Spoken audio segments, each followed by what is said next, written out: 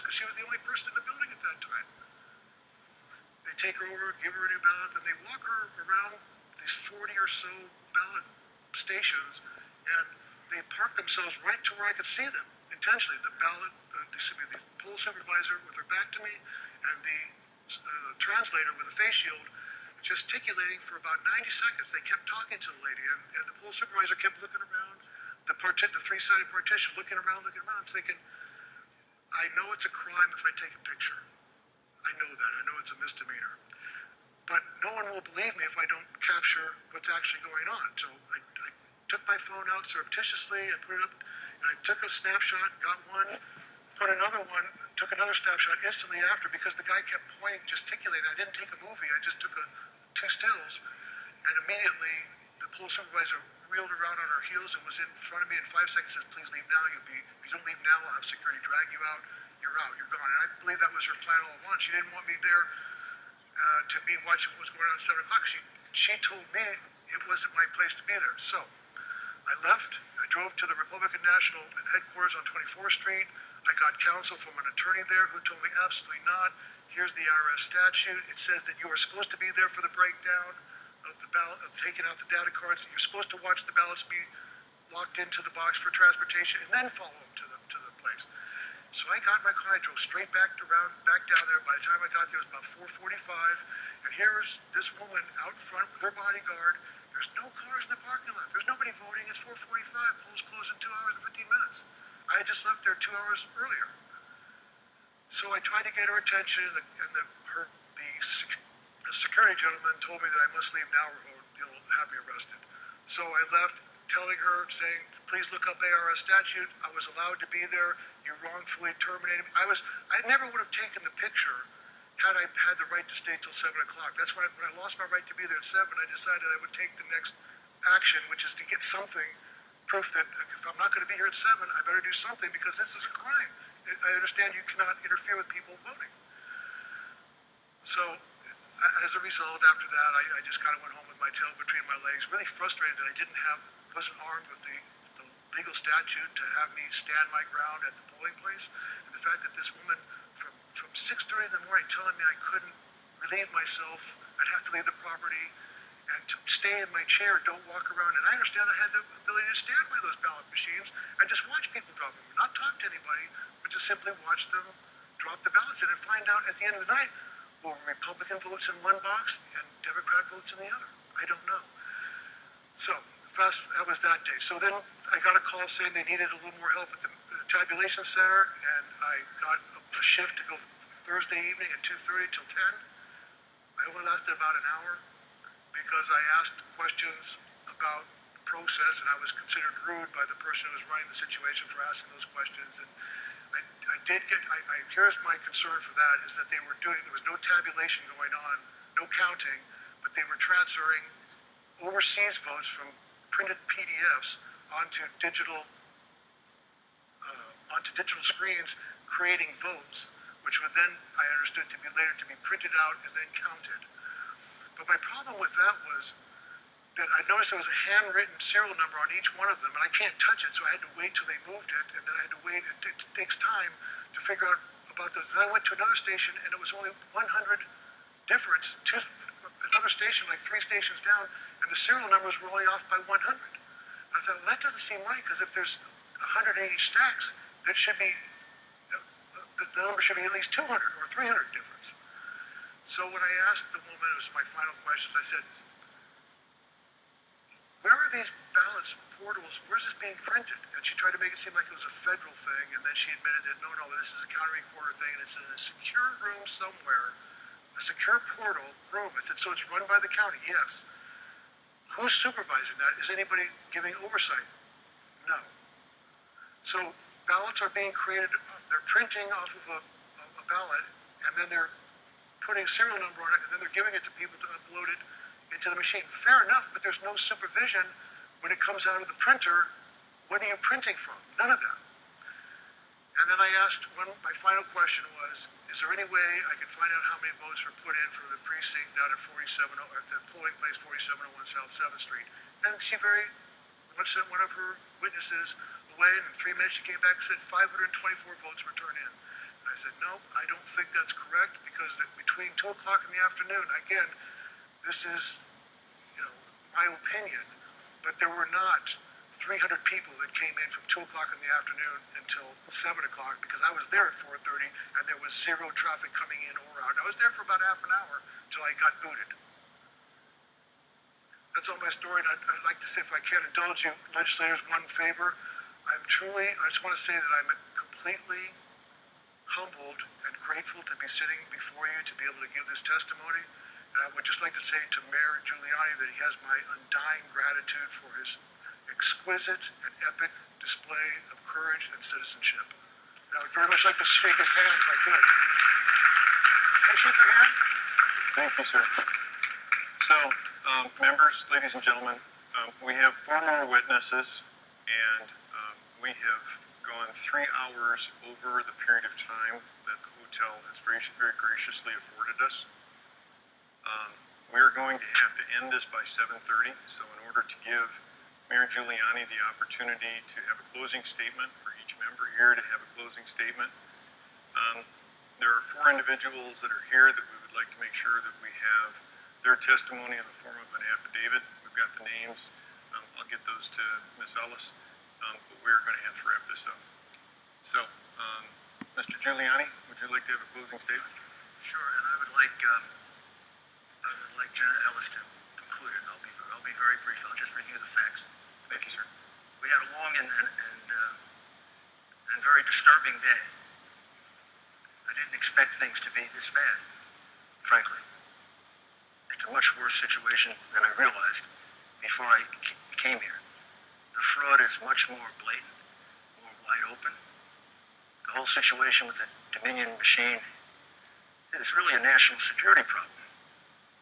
If you think about it carefully, it's not just Arizona's problem, it's Michigan's problem, Pennsylvania's problem, but it's also the United States problem, that our votes are going overseas, whether they're connected to China or Venezuela or not. These machines are wide open. China, Russia know how to take information from us from machines far more sophisticated than these extremely poorly constructed devices. And I remember 4 years ago we were really upset about the bogus charge of Russian collusion involving some emails that all turned out to be true. They weren't properly obtained, but the information in them turned out to be true, which people failed to realize. And the charge of Russian collusion turned out to be false. And now when we look back on it, the person who colluded with Russia was Hillary Clinton, and the person who got money from Russia was Joe Biden. Now we're facing not a false charge of collusion. We're facing multiple charges in multiple states of a unheard of in our history invasion of our sacred right to vote. We had a long session today, difficult session, and it began and ended pretty much the same way. It began with the colonel pointing out that the Dominion machines that you were using in Maricopa might as well just been wide open computers that anybody could hack into, anybody had access to. And just in case it was hard to do it, there's plenty of testimony that despite the fact that they said there were no connections to the internet, your counting rooms and voting rooms were filled with internet connections. And just in case, you might remember that chart on the wall that I can't understand with all those arrows and things like that. That's the traffic that was going on from your voting machines and your calculating machines to the rest of the world. So there's scientific proof that they were communicating hundreds of thousands of times, if not more, which is totally inconsistent with the idea that a voting machine is, as you said, Mr. Chairman, it should be a self-contained unit. The votes go in that box, and they remain in that box. And no one can have access to it except the officials who are going to count the vote. And then it should remain there so we can audit it. It shouldn't be able to be changed the way it was here. We showed you how they changed it in those two elections in Michigan. They just switched the vote after it was over. Well, if they did it in Michigan, you've got to find out if they did it in Arizona. You can't certify this vote and not know just the extent to which Dominion changed the vote. That's their expertise. That's what they do. The reason we can't prove to you the full extent of it is because your state government will not make available the machines. You make these machines available to Phil, I bet he can get you an answer in 3-4 days. Right, Phil? Am I going to be too ambitious? 3 or 4 days. So I challenge the governor who doesn't want to meet with me, maybe meet with Phil and turn over the machines. And let Phil see, are we telling the truth when we say they stole the vote from President Trump? But we don't even have to rely on that. I asked, you might note, all your witnesses, our witnesses, your witnesses, I asked them to do the best they could to estimate the number of ballots that went through, mail ballots that went through without any observation by a Republican. Because that's completely illegal. That's the central part of their conspiracy, because they did that in every other state. They did it in Pennsylvania, they did it in Michigan, they did it in Nevada, they did it in Wisconsin, and they did it in Georgia. It can't be an accident that they did the same thing. And they did it in the big cities where they could manipulate the vote better, not in the whole state. Same plan, same pattern, same thing. So in it turns out to be about 827,000 votes that were entered into the box without a single Republican around. And, they could have been cast both by Mickey Mouse. We have no idea. Those votes are completely null and void.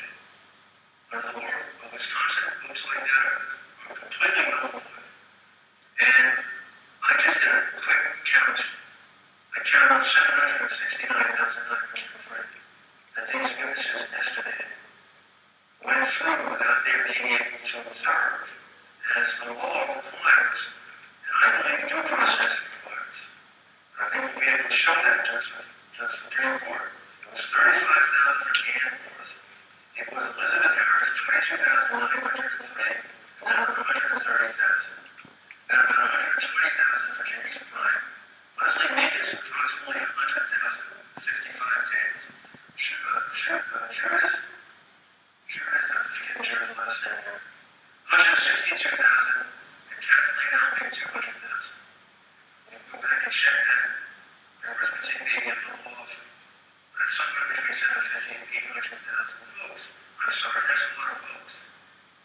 That goes beyond just determining the election between Trump and Biden. That's over. That's 10 million. That's 10,000 votes. This is having stolen an election from the people of Arizona. And they're saying, well, if you cancel out the 769,000 votes, you're denying them the right to vote. No, you're not. You're reaffirming the right to vote of your other 4 million people who cast an honest ballot. We don't even know if these people exist. And I'm sure some of them don't even exist. So we're going to deprive living human beings of their franchise in order to preserve the franchise of people who maybe don't exist, maybe are illegal, maybe are felons, or maybe voted 10 times. There's no way to know. They completely flaunted the law and put us in a position where we have to conclude that these ballots are null and void. So I know it's really tough. Sometimes I know what you're facing because we face it every day. We face horrible threats, ridiculous things said about us. I have now come to the conclusion that I'm proud that I'm called those names by people like that. It makes me very proud of myself, and I think my mother and father, who both are dead, but taught me to be a patriotic American, are proud of me also. So I don't really give a damn what they say.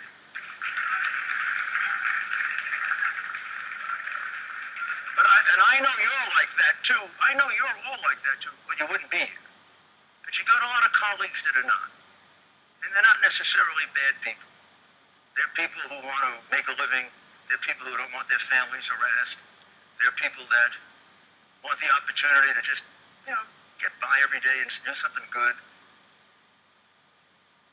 You got to convince them that this thing that we have, liberty and freedom and the right to vote and freedom of religion and freedom of speech, it's under attack all the time. From the beginning of our republic until now, it's under attack. Sometimes foreign enemies, sometimes domestic enemies, sometimes a combination of both. And it's impossible to tell who gets called upon to make sacrifices. You think of all the young men and women we've lost overseas. They were called upon to make a sacrifice, and other young men and women weren't. Well, right now, you're being called upon to make a sacrifice. The members of this legislature. The Constitution of the United States put the finger on you. Our founding fathers put the finger on you. You're our salvation. Article 2, Section 1, Clause 2 of the Constitution puts the finger of responsibility in preserving our right to vote on the legislature of Arizona.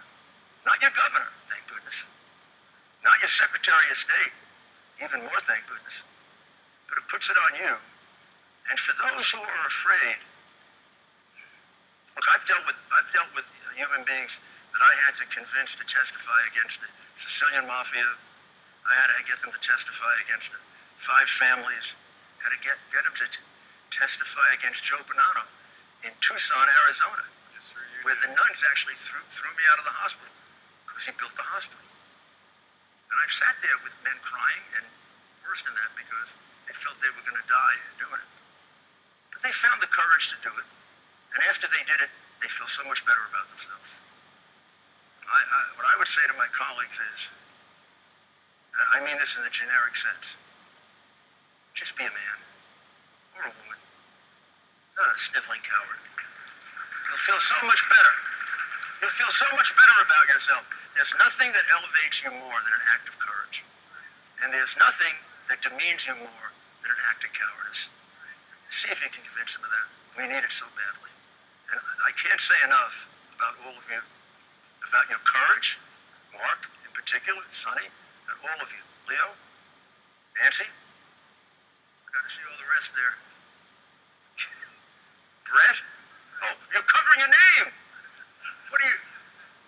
Come on, be like John Hancock. Be the first one to sign. Kelly, David,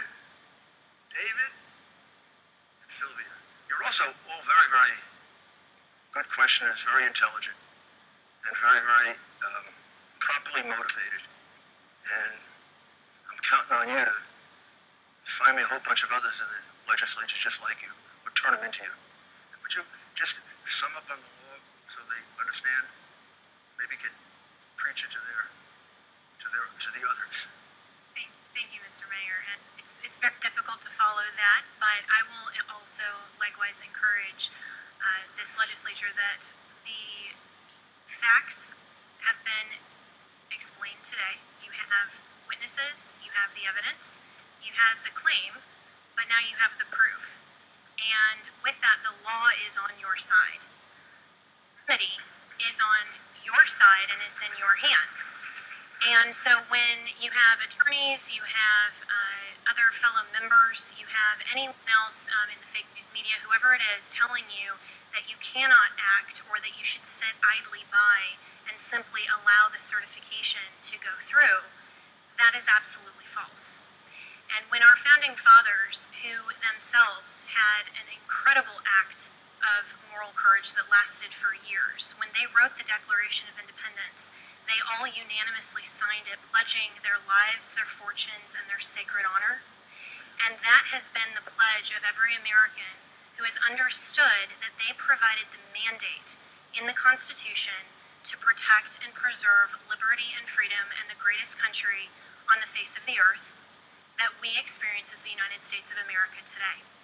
And the reason that they provided the mechanism in Article 2, Section 1.2, is to give you, the state legislatures here in Arizona, and we would call on Pennsylvania, Wisconsin, Georgia, Michigan, and Nevada, and possibly others, to recognize that you are the sole guardian to combat a corrupted election. And there was a purpose and a design for that. Because when the founders understood the separation of powers, when they understood that the human heart is corrupt, and they understood that there would always be attacks upon our liberty and freedom, they wanted to make sure that the will of the people in the selection of our president, our chief magistrate, would be vested in a body that is separate from that corruption and could look honestly at what happened and be fact finders. You have been fact finders here today. And the mayor and I have both practiced criminal law, me a little bit less than he has, just a few years behind him. And we have a standard in criminal law called beyond reasonable doubt.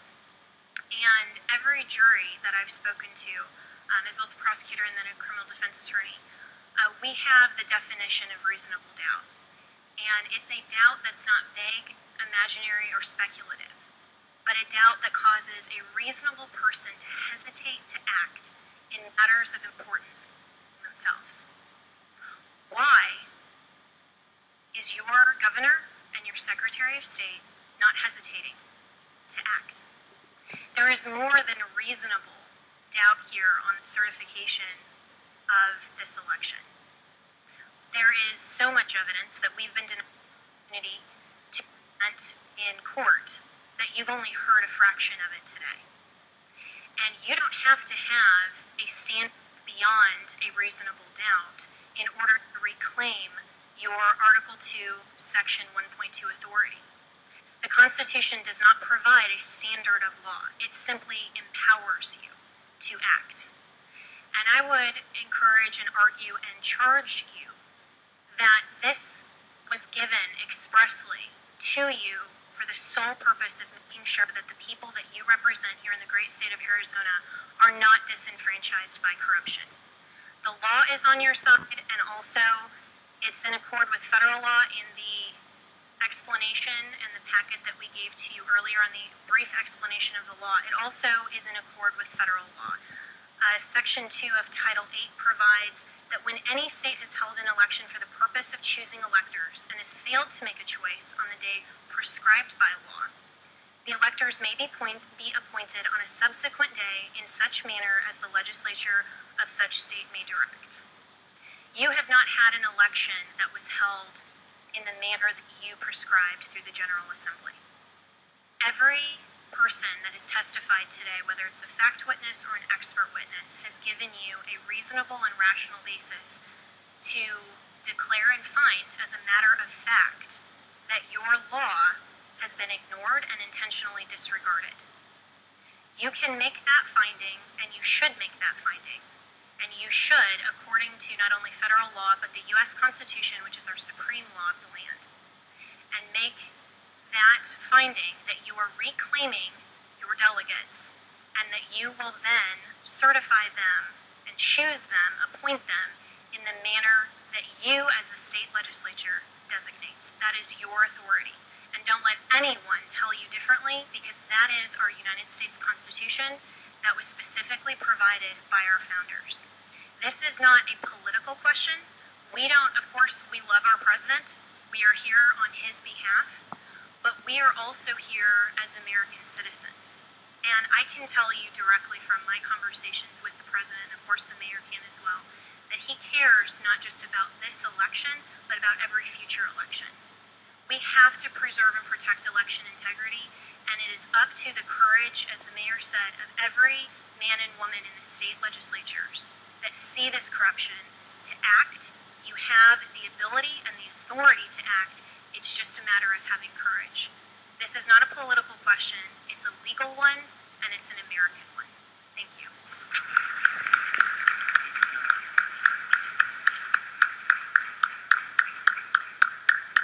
All right, members, if you would, let's start with our closing comments. Try to keep it to just a couple of minutes, and then when we get done, I'll set the expectation for what our work product will be going forward. Representative Cook, could you kick us off? Thank you, Mr. Chairman. Numbers do not lie, and all the evidence that I've been wanting to hear, I have heard exactly what I expected to hear. say numbers don't lie, that's how we put people on the move by math. And everything I've read about this election, not about party, not about whatever, it's about what has been done, what are the vote totals, what does the math tell us has gone on here. And that is what I have heard here today.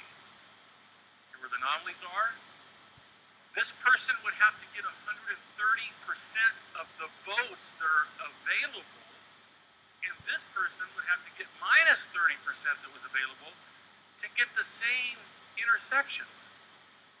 Once again, this is how we put people on the moon. This is how we shoot rockets and all that stuff into space, is by math. Numbers do not lie. And so I will wrap up by saying this. Anyone outside this room today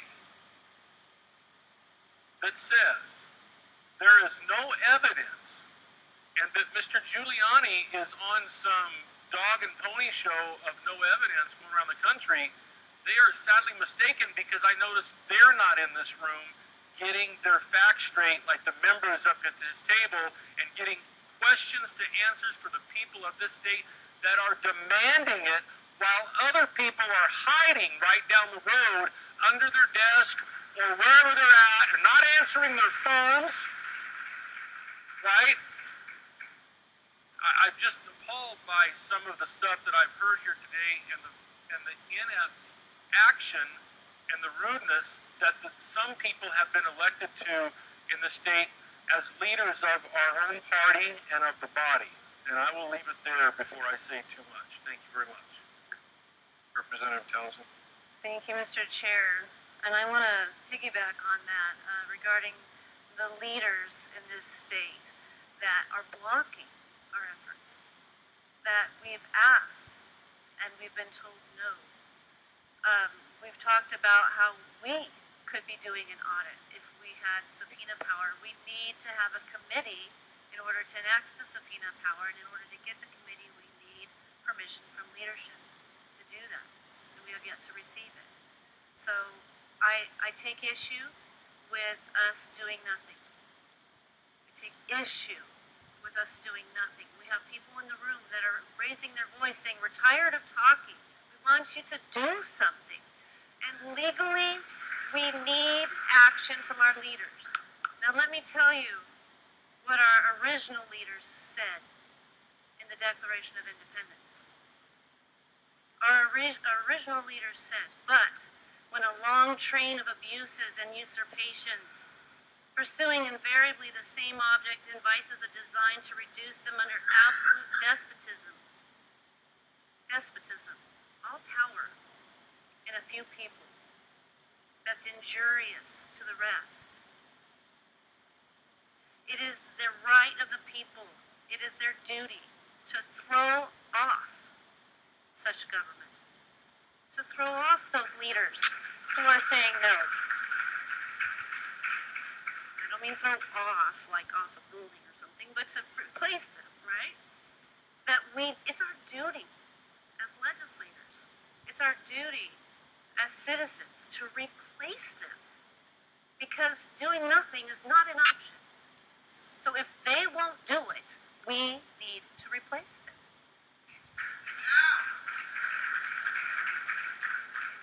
Now, we've heard a lot of things today.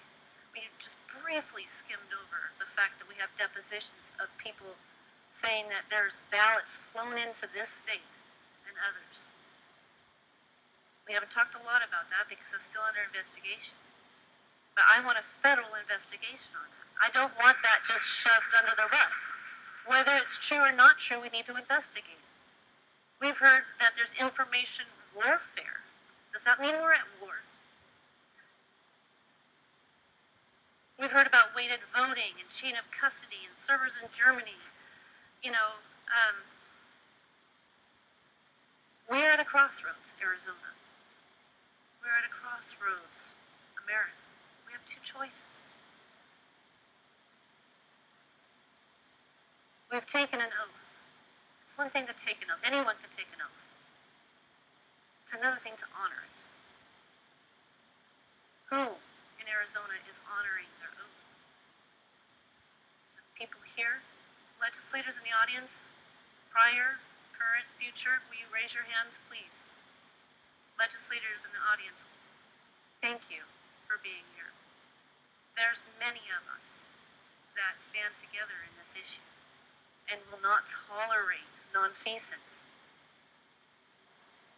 You either believe in national integrity or you're okay with anything goes if it's a means to an end. And I do want to remind those who fall into the second camp. They may have done that this time, but they created a system in Maricopa County, the fourth largest county in this country, who now has a Republican county recorder. Are they okay with this loose system being used in the next election? Or do they want it cleaned up for themselves the next time around? It goes both ways. It's not Republican, it's not a Democrat, it's integrity and confidence in the voting system, which we have none. It has completely collapsed. And you have a choice to either love power, your power, or to love people. And I choose to love the people in this room, in this state, in this country, and around the world, frankly, who benefit from this country. And I'll close by saying, I had a buddy in the Navy years and years ago, I won't say what year, but I'll age myself, but his mother's had a stroke in the last few days, and she's in hospice expected to pass away. And here she is, if you can see her. I've never met her, but I remember her son, my buddy. Saw it on Facebook. She's a grandmother. How many of you have grandchildren here? Raise your hand. Grandparents. That word grand. This grand country and the people that are in it. The people I know close to me who are close to the end of their lives, knowing that they're leaving this earth in shambles. They're leaving this country in a wreck. And the children that they're leaving it to have been abandoned. Abandoned by those leaders who do nothing. They know better. They choose to do nothing. They have been abandoned. It's time to put off those leaders and replace them with people who honor their oath. Thank you.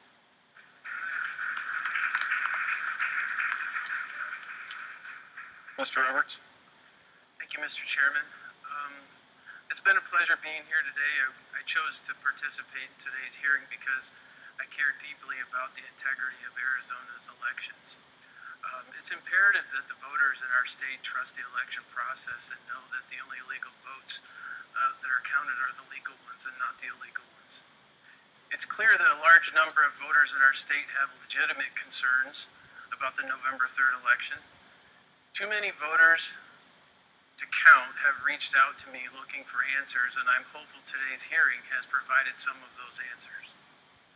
I also want to emphasize that looking into the election process is not a partisan issue. Each and every elected official should want to know that our election system is sound. And we should never be afraid to take a thorough look to make sure it is. We need to be willing to do everything possible to answer the questions and address the concerns being raised by voters. Casually dismissing them with just pat reassurances is, I believe, a huge mistake. We owe the voters more than that, and I believe today's hearing has shown there is plenty of reason to have considerable doubt, reasonable doubt. Frankly, I don't understand how anybody could certify this election.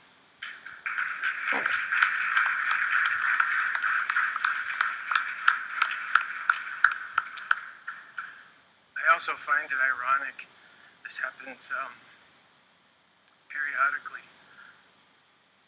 Venezuela's been brought up many times in today's conversation. I've been with a Venezolana for 13 years, my wife, and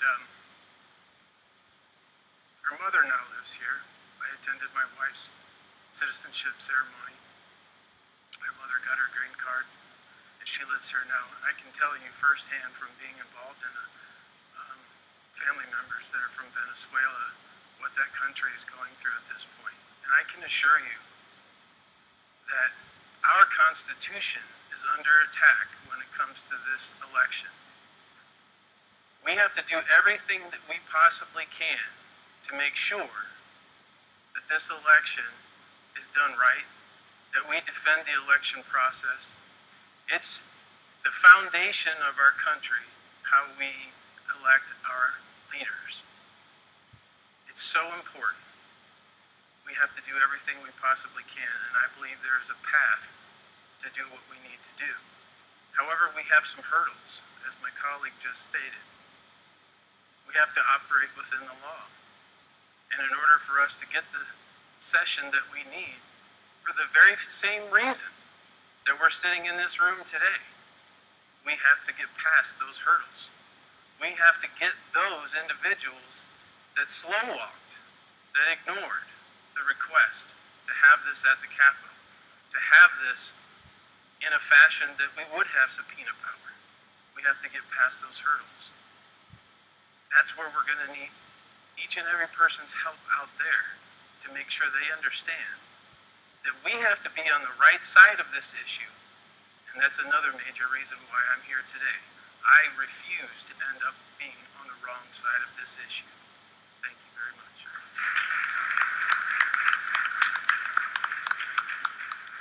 Representative Bartow. Thank you, Mr. Chairman. Thank you for arranging for the hearing. I really appreciate you doing that. And I really want to express my gratitude for Mayor Giuliani. Your passion for our president is an example to us all for freedom. Thank you for heading up the fight. I want to also thank so many of the citizens of this state that knew that all of this was going on and have been so actively encouraging us to get to the bottom of the truth, to hear the evidence. And we've been hearing about it for ever since the election, that these things were happening. And this hearing exceeded expectations in laying it all out by witnesses, firsthand testimony, experts in their fields. Thank you, Colonel, and others who so wonderfully expressed what you've been experiencing and the trouble you've gone to, the hours and hours of expertise you put into analyzing data so that we can, with our layman experience, understand what's been going on.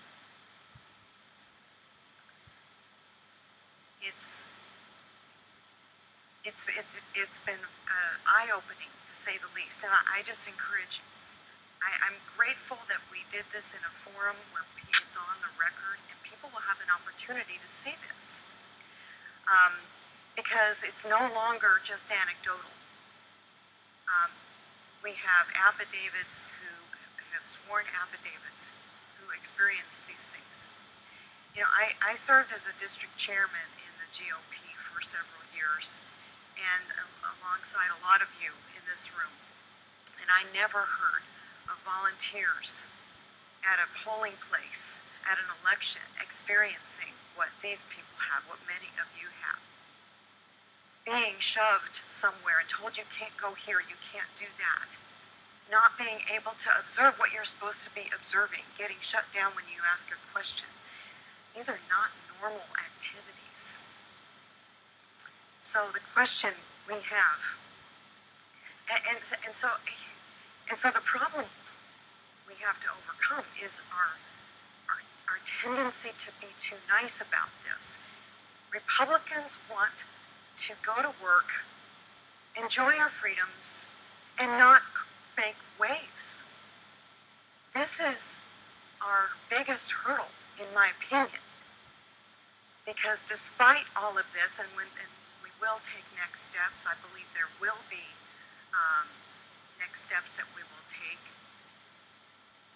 to get to the bottom of it, to do more investigations based on what was revealed here today. But we will have a lot of backlash because people just want to get on with their lives and accept the election results. And we can't do that because we don't have the evidence to do that.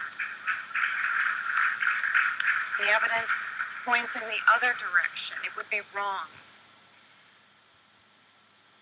So I just want to, we have to want freedom more than we want comfort. And that's uncomfortable for a lot of us in our society because, you know, we're the ones that always want to capitulate. We want to go along to get along. But this is not a time for that. This is definitely not. I don't want to ramble like I have been already, but I just thank you again for the opportunity to serve at this point in history and plead with everyone that takes the time to watch this testimony and watch it all if you have a chance to get involved, stay involved, and help us to keep our republic free by making sure we have voter integrity going forward. We have to address these things now. Thank you.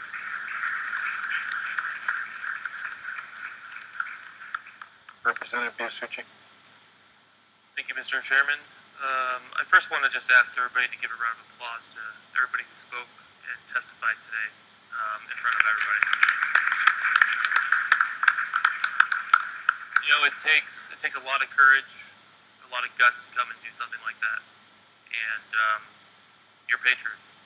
And I think we're all grateful for what you guys did here today. So thank you from the bottom of my heart. And I know that the panel appreciates it as well. Also, a big round of applause for Mayor Giuliani and her legal team and Jenna. You know, I can't imagine what you guys go through, what you've been going through. But when you're fighting for freedom, none of that matters. So I appreciate it. I know everybody else here does too. You know, before this hearing, before Pennsylvania, I think I, like so many other millions of Americans, we knew something was wrong.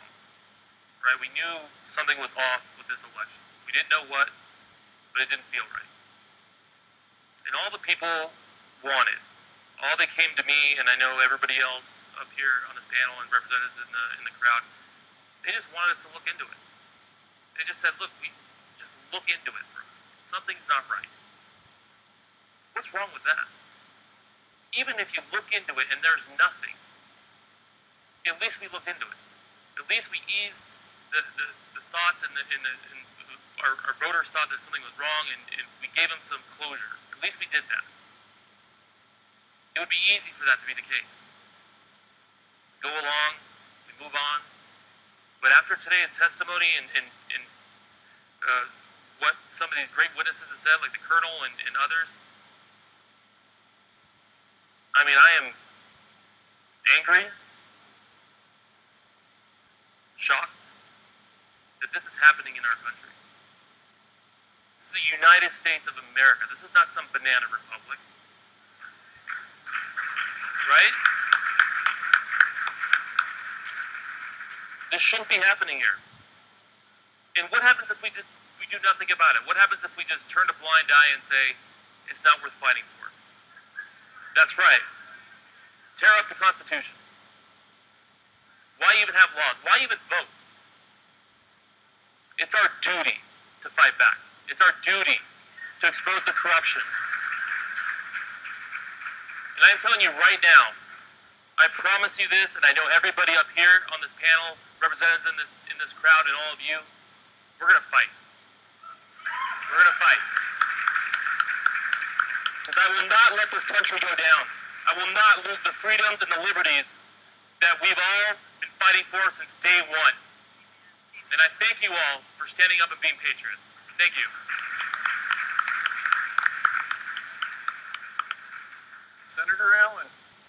Mr. Chairman, ladies and gentlemen, it has been absolutely a wonderful experience to be here. I mean, I am so thrilled that we've been able to hear this testimony, to be able to get it out there in a public forum, and I too thank everybody that's been involved, and for the mayor coming, and for all those who participated. You know, when I turned 21 to celebrate, I didn't go to a bar. I went and registered to vote. I couldn't wait to vote. When I was born red, white, and blue. I tell you, I come from a family that has the love of freedom in our DNA. And my parents were raised in the Depression and World War II, and that's what I was raised on, as stories about those experiences. And talk about anti-communist.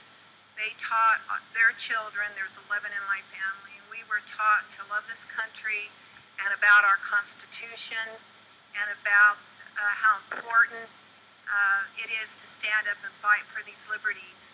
I'm an avid reader, and I have read all about, I know history. I know what's happened in Russia and the Soviet Union and the Cultural Revolution in China and Castro in Cuba and the Nazi Germany.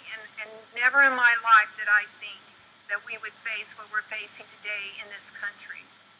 You know, yes, this is about President Trump's presidency, but it's even more important than that. This is about, because it's about saving this country, because this is a nation of the people, by the people, and for the people. And if you destroy the electoral system to where our votes now mean nothing because we've got thugs in charge and thinking they can rip the vote away from us, we have destroyed this republic. We are no longer a republic. We are truly on the path of becoming a total socialist, communist, Marxist, all the isms that take away every aspect of our lives and every personal and individual freedom of our lives and control us. We are becoming part of that, and that's been the battle that we have been fighting so hard that I've tried to fight in my political career. And so it is so important that we continue down, not stopping until we expose the corruption that's out there. You know, all through this elections, I was involved in so many prayer circles and so many people that were praying. I believe so strongly that this country is for moral and virtuous people, and that's the only way we'll save it. That's the only way we can save it. And it is not moral and it's not virtuous to lie and to steal and to take away our precious freedom of voting and being able to have our vote really count. You know, the weekend of President Trump's inauguration in 2017, David Brock, head of Media Matters, put together a conference with over 100 liberal donors to map out how Democrats would kick Donald Trump. Media Matters, along with Crew, Citizens for Responsibility and Ethics in Washington, produced a big playbook of how they were going to get President Trump. And that impeachment was, all the impeachment stuff and all the things he's been through for 4 years was part of that. In their playbook, they say Trump will be defeated either through impeachment or at the ballot box in 2020. Do you doubt them? Did you doubt that they were not going to keep on their path? They told us. It's out there in plain sight that we're under a coup. We are in a revolution. And we have got to decide which side we're on. Now, I'm ready to go and appoint the electors. But it's not that easy, ladies and gentlemen. But it's not going to be that easy. And I need to talk to you, Ms. Ellis. I had a lot of questions I wanted to ask about this because I know that it's a federal function, and in a federal function, power comes directly from the U.S. Constitution, and it isn't bound by state rules. So that's what I need to talk to you later about these questions I have about, because we are bound by some state rules about how we get into a special session. Anyway, ladies and gentlemen, God bless you. God bless all of us in this country, And I've been so thrilled that I could be here today and that I would be able to, the last thing I can do as a state senator is be able to stand up for this election. So thank you so much.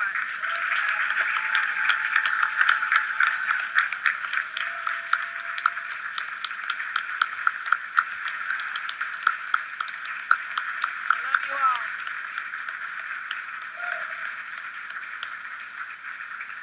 Senator Gunn. Thank you, Mr. Chair. Just want to say thank you to our president for the call. And I mean, that was awesome.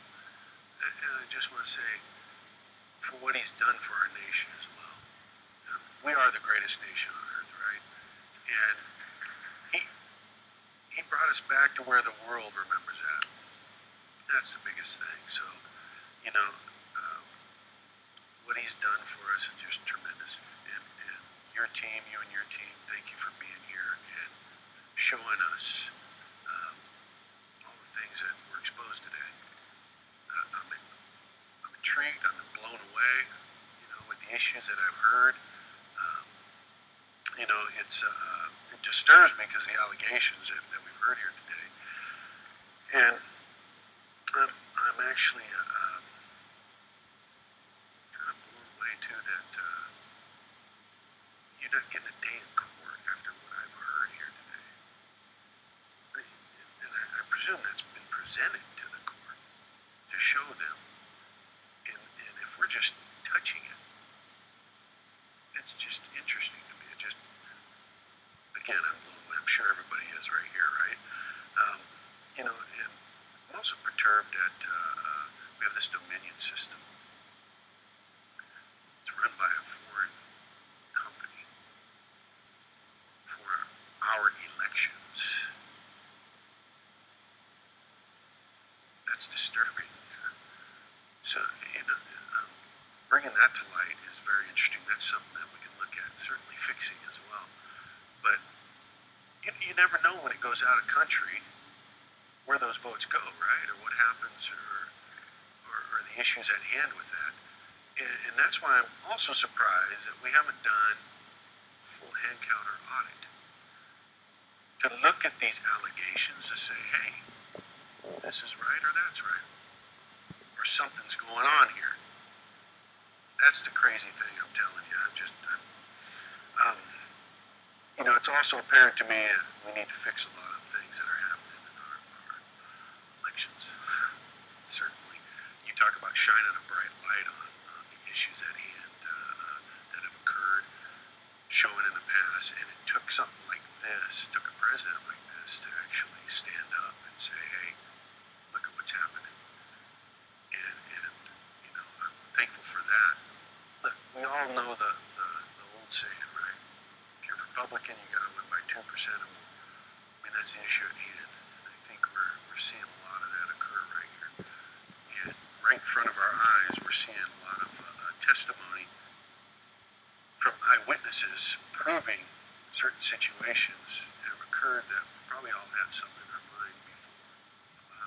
And here they are coming forward and speaking on those issues. A lot of things that need to be fixed. I would say thank you to all the people who gave testimony today. I mean, that is courageous, very courageous to come out. You know, I'm just one of those dumb guys that gives my burden to God, right? So I just come and do what I'm supposed to do. That's why I'm sitting here. So I know others, it's frightening to get up here and do that. And God bless you. And thank you for being a patriot, as my colleagues have said down there. I just want to let you guys know, you know, it's going to be my pleasure to continue to fight for you and fight for this great state and our nation. So we're going to continue forward and fight. And what I want to say to you guys is God bless you and thank you for serving and coming and serving your nation in this manner that you're doing as well. And for those online and watching on TV, you're watching because you believe in this great nation, and we believe in you. So we're going to continue to fight, like I said. So God bless you.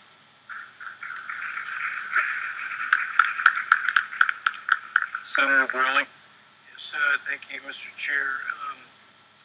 You know, I tough neighborhood. You know, when I was growing up, we always thought that FBI stood for Forever Bothering Italians.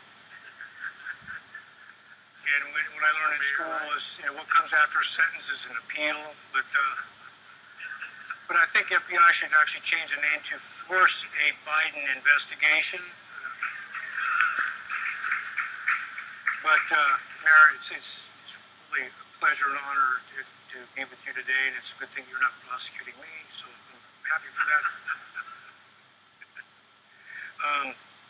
You know, I'm going to quote something that was going back a little bit of history, dated on 5/16/17.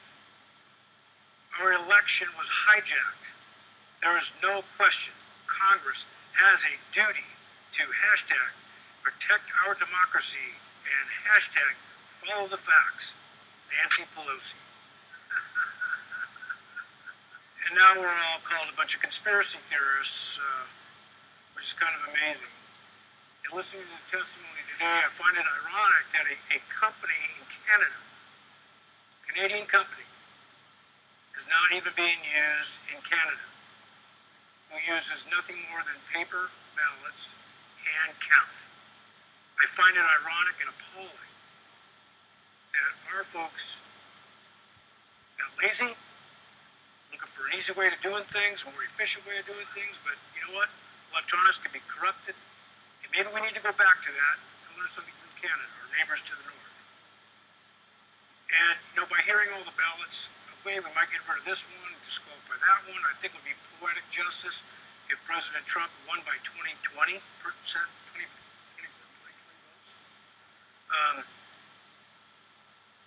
I took an oath 43 years ago when I joined the Marines. I've been through all kinds of places throughout this world when I was in service, and I've been to some countries that were not so garden spots. And I remember being in Thailand in 1981 when they just got done with a coup, and the European visitors, everybody was there. They were happy to see that red, white, and blue out in the harbor with us Marines and sailors that we could possibly come to the rescue. Of course, we thought we were just going on our normal operation in Liberty. Thank God it was just we went on operation in Liberty. We didn't have to get involved. But when we left Thailand,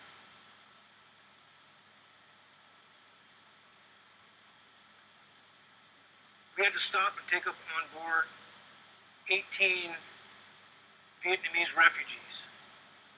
This is 1981, and the oldest of the children was 18 years old. None of them were involved in that war at all. But we took them aboard and to take care of them. They were out there floating around in the dead water for weeks. Took them on board, cleaned them up, gave them some uniforms. Of course, a lot of them our camis didn't fit them all, but we took care of it. Because that's what Americans do. And I'm proud that my 22 years in the service was in that reflection, that we are that beam of light, that hope. Last year, I went to Italy for the very first time with my colleague and my seatmate, which I like to call my teammate, Representative Leo Biasucci. And he's a first-generation American. So we went to his dad's hometown, and Dad was there with us. And his dad, we went on his trip. And we got to meet the mayor of the small town where his dad grew up. And he's like the big hero. And Leo Biasucci, one of the sons of our town. And the pride and admiration they had for him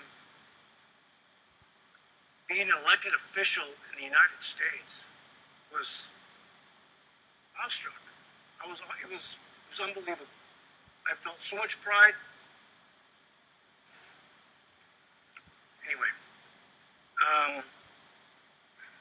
we were under attack a lot the last couple of weeks trying to force something, a hearing.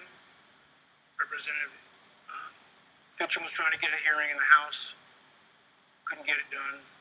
I tried to get things done with the Senate. There was obstacles, this and that, a lot of arguments back and forth. And then we got all kinds of hate email when we decided we're going to do this. And people were calling me up. I got death threats. I had all kinds of crazy stuff, which is I'm surprised I made it past 25 years old. So I not really cared.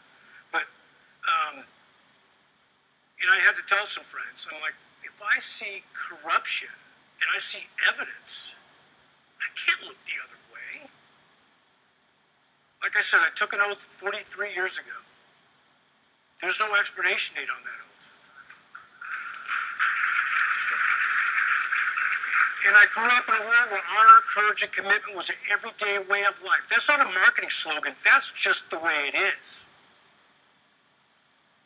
You had quoted one of the pieces of the last sentences of the Constitution, which I actually text that back to them. But, you know, I had to take these notes down, but voting is not just an obligation, but it is a right. It's an enshrined in our Constitution. But let me remind you all, that was paid for with blood, the blood of patriots. Overseas ballots, like I said, I was overseas. I'm convinced that some of my overseas ballots never even counted. So was I disenfranchised? Did they get counted? Did they get switched? Who knows? I don't know. So to look the other way after hearing this testimony would be a dishonor to those my brothers and sisters in uniform. It would dishonor our forefathers and even my own father, who was a Korean War veteran. And to the citizens of every American that we were sworn to serve in this state. So I'm going to do this nice quote because there's some really brilliant people who wrote this. And it's the last part of the Declaration of Independence. And for the support of this declaration, with a firm reliance on the protection and divine providence, we mutually pledge to each other our lives, our fortunes, and our sacred honor. Ladies and gentlemen, this is not over. Surrender is not in my creed. Thank you.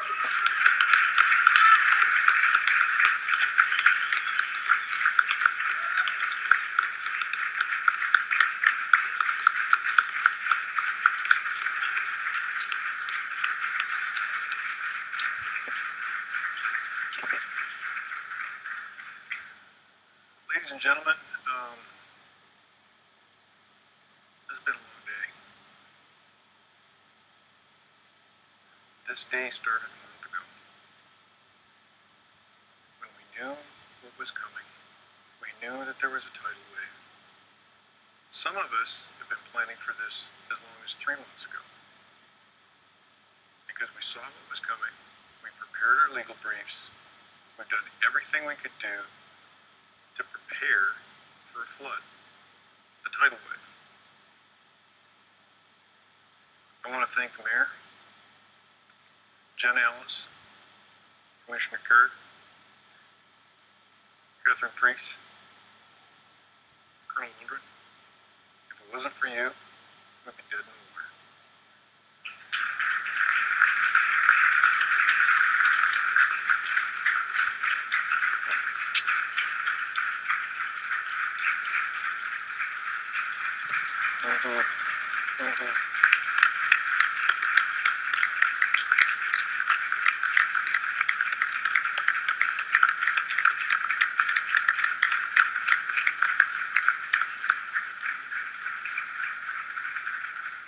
It's exceedingly hard for me to place a label on what we've heard, other than racketeering.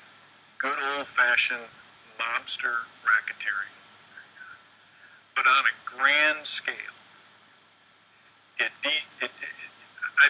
I know that President Trump, once he arrived at the swamp, said, okay, how am I going to clear this thing? I don't know that he realized that the plug is so deep there's not enough chain.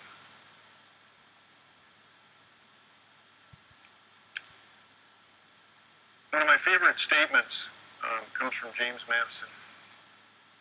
If men were angels, no government would be needed. What would be necessary? If angels were to govern men, neither external nor internal controls on government would be necessary. In framing a government which is to be administered by men, over men, the great difficulty lies in this. You must first enable the government to control the governed. And the next place, oblige it to control itself. Ladies and gentlemen, I have not seen one single government entity in the United States ever give up a scintilla of power once it seized it. Not once. We have endless executive orders from mayors, from governors, and I'm not hooting on our governor, I'm hooting on all governors. You don't have the authority to make me safe. That's my job.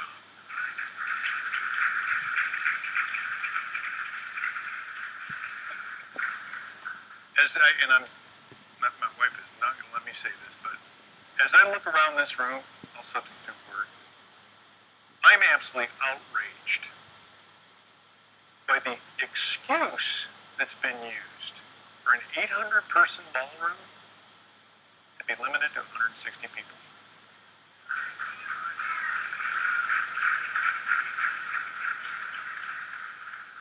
Now let me turn to the vote the election that we've been talking about. It's interesting to me, I'm going to repeat this, why so many people call for civil rights to be fortified, to be enforced, to be protected, but there's virtually no call for the most supreme civil right, and that is for our franchise to give the consent to be governed. That's what Mr. Madison was talking about. That's what our entire government, 5,000-year leap, if this goes away, God help us, because it will be gone. Because you will have to have at least a few men to stand on a green and fire their rifles at the best military machine ever conceived in the 1700s. Think about that for a moment. They knew if there was going to be a war, let it start here. That was a conscious decision. Why? Because they were sick and tired of tyranny. What we're experiencing right now is a form of tyranny that is insidious. This is our nation. This nation doesn't belong to Belgium. Doesn't belong to George Soros. Yeah, that's right. I said the Soros word. Okay?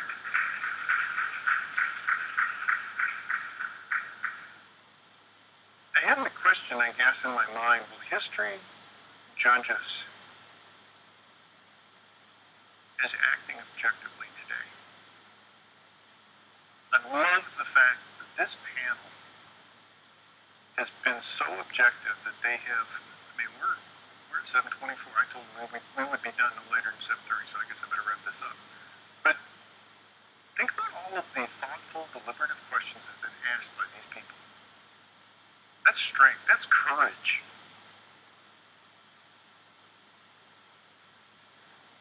I hope that out of this, besides calling for a special session, which I am doing right now, I hope even more than a special session,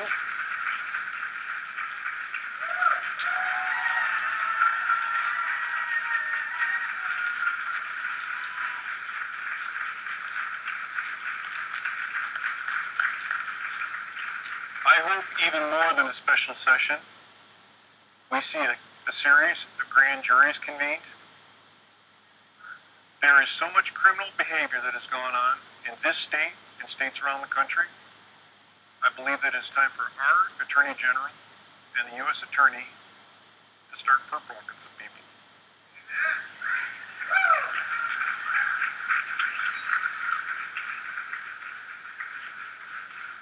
I am glad that you are fired up. But ladies and gentlemen, this is a skirmish. You ain't seen nothing yet. Because when Satan wants to extinguish a light, he will stop at nothing. So be on your guard, put on the full armor of God, and be prepared to fight.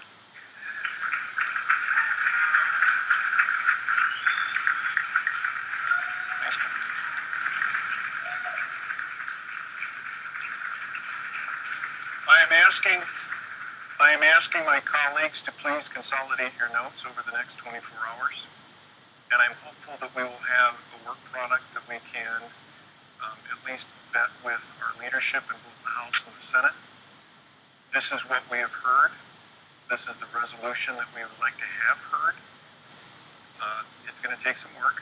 I mean, we're talking about a pretty fast cycle time, but I think that we've got the talent here, certainly, and I think that we can do that. So with that, ladies and gentlemen, thank you for your time. Senator Burley. Yes, thank you, Mr. Chairman. I don't know about you folks, but I think that he would be a great Secretary of State. Let's give it up for Mark Fitcham.